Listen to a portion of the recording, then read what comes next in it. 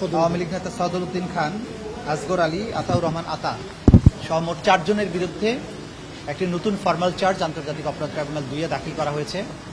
সেটার উপরে আজকে শুনানি অনুষ্ঠিত হয়েছে। অপরাধ আমলে গ্রহণের জন্য প্রসিকিউশনের পক্ষ থেকে প্রেয়ার করা হয়েছে। আদালত আগামীকালকে এটার উপরে আদেশ দেবেন বলে জানিয়েছেন। এই ফরমাল চার্জে আমরা মাহবুবুল আলম হানিফের ব্যাপারে কমান্ড রেসপন্সিবিলিটির অভিযোগ নিয়ে আসছি, যিনি ওবায়দুল কাদের সহ এই আন্দোলনকারীদের জবাব দেওয়ার জন্য ছাত্রলীগ যথেষ্ট এই প্রেস কনফারেন্সে উনি নিজে উপস্থিত ছিলেন এবং সেখানে ষড়যন্ত্র প্লাস 29শে জুলাই কুষ্টিয়াতে আওয়ামী লীগের একটা অনুষ্ঠান করে মিটিং করে সেখানে আন্দোলনকারীদের দমনের ব্যাপারে তিনি যে ষড়যন্ত্র করেছিলেন বা আদেশ দিয়েছিলেন সেটা আরেকটা চার্জ, এবং কুষ্টিয়া শহরে 6 জনকে হত্যার দায়ে তৃতীয় যে চার্জ, এই 3টি চার্জ এনে তার বিরুদ্ধে এই ফরমাল চার্জটা দাখিল করা হয়েছে। এই 3টি অভিযোগ প্রমাণের জন্য সাফিসিয়েন্ট ম্যাটেরিয়াল, তথ্য প্রমাণাদি সবকিছু প্রসিকিউশন দাখিল করেছে। ট্রাইব্যুনাল বলেছেন এগুলো পর্যালোচনা শেষ করে আগামীকালকে কগনাইজেন্স নেওয়ার ব্যাপারে তারা আদেশ দেবেন। আমরা আশা করছি কালকে এই ব্যাপারে যথাযথ আদেশ ট্রাইব্যুনাল প্রদান করবে। আসামিরা সবাই পলাতক, কারণ 5ই আগস্টের পরে পট পরিবর্তনের পরে প্রথম সুযোগেই তারা পালিয়ে গেছেন বাংলাদেশ ছেড়ে। সে কারণে তাদের গ্রেপ্তার করা সম্ভব হয়নি।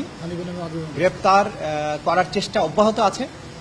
যখনই তাদের গ্রেপ্তার করা যাবে তখনই তাদেরকে আদালতের উপস্থিত করা হবে এবং তারা যদি উপস্থিত না থাকেন তাহলে আইন অনুযায়ী পরবর্তী পদক্ষেপ গ্রহণ করা হবে। আইন উপদেষ্টা কোথায় কি বলেছেন সেটার জবাব আমার দেওয়া উচিত হবে না। তবে আমাদের কাছে দল হিসাবে আওয়ামী লীগের ব্যাপারে ক্রাইমস এগেইনস্ট হিউম্যানিটির অভিযোগে এনডিএম নামে একটি রাজনৈতিক দল আগেই একটা অভিযোগ দায়ের করেছেন। আমরা সেটার ভিত্তিতে তদন্ত ইনিশিয়েট করছি। সুতরাং বলা যেতে পারে যে এই মুহূর্তে আওয়ামী লীগের বিরুদ্ধে দল হিসাবে আওয়ামী লীগের বিরুদ্ধে অপরাধী সংগঠন হিসাবে তাকে বিচারের মুখোমুখি করার জন্য প্রাথমিক তদন্তের কাজটা আমরা শুরু করতে যাচ্ছি। সেটা যদি পুরো দমে শুরু হয় তখন আমরা বলতে পারবো আপনাদেরকে যে আওয়ামী লীগের বিচারের মুখোমুখি হওয়ার ব্যাপারটা কত দূর আছে। হ্যাঁ, অভিযোগ এসেছে, এটা আমরা এখন গুরুত্ব দিয়ে এটা যাচাই বাছাইয়ের কাজটা করছি। খুব সহসাই আনুষ্ঠানিকভাবে তদন্ত শুরু হবে। না, এই মুহূর্তে এই সাফল্য ব্যর্থতার খতিয়ান দেওয়ার জন্য আমি দাঁড়াইনি। একটা উপযুক্ত সময় এই বিষয় নিয়ে আপনাদের সাথে কথা হবে। দেখা যাক, এই মাসেই হয়তো আমরা উল্লেখযোগ্য কিছু অগ্রগতি দেখতে পাবো। খুব সহসাই সেগুলো আপনাদেরকে আমরা জানাতে পারবো। অনেকগুলো মামলা ট্রায়াল চলছে, বেশ কয়েকটি মামলা ট্রায়াল শেষ পর্যায়ে আছে এবং যখন প্রথম জাজমেন্টটা আসবে তখন আপনারা বুঝতে পারবেন যে 1 বছরে আমরা কতটুকু কাজ করেছি। আরও আগামী এই সপ্তাহের মধ্যেই বেশ কিছু গুরুত্বপূর্ণ ঘটনা ঘটবে আমাদের মামলার রিলেটেড। অনেক বড় বড় মামলার বেশ কিছু চার্জশিট দাখিল হবে, ফরমাল চার্জও দাখিল হবে বলে আমরা আশা করছি।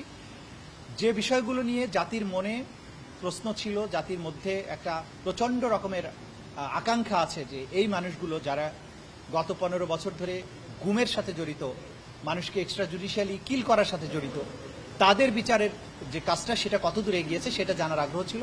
সেই কাজগুলো আমরা গুছিয়ে এনেছি। 2-1 দিনের মধ্যেও আমরা সেই অগ্রগতিটা আপনাদের মাধ্যমে জাতিকে জানাতে পারব। যখন আমরা ফরমাল চার্জ দাখিল করব তখনই বলবো। আর আমি যেটা কথা বলেছি লন্ডনে না, এটা নিউ ইয়র্কে কথা বলেছি। কিছুটা ধারণা আমরা দেওয়ার চেষ্টা করেছি। যেদিন আমরা তদন্ত রিপোর্টটা হাতে পাবো এবং ফরমাল চার্জ যেদিন দাখিল করব সেদিন আপনাদেরকে ডিটেইল, সেদিন আমরা হয়তো আলাদাভাবে একটা প্রেস কনফারেন্স করে ঠান্ডা মাথায় আপনাদেরকে এভিডেন্সগুলো তুলে ধরবো যে আসলে কি হয়েছিল।